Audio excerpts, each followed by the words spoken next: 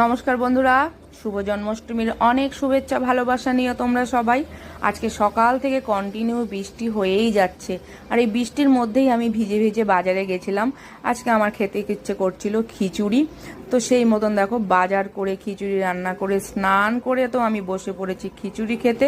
খিচুড়িটা জাস্ট অসাধারণ হয়েছিল, দারুণ দারুণ লাগছিল খেতে। সবজি দিয়ে খিচুড়ি তো ভালো তো লাগবেই বলো।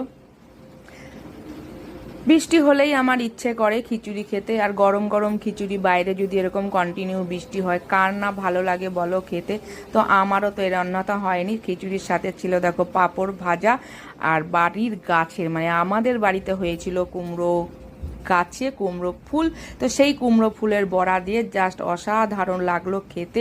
গরম গরম খিচুড়িটা আমার তো দারুণ লাগলো। তো আজকের ভিডিওটা কেমন লাগলো তোমরা কিন্তু অবশ্যই কমেন্ট করে জানিও। ভালো লাগলে একটা লাইক করো। টাটা।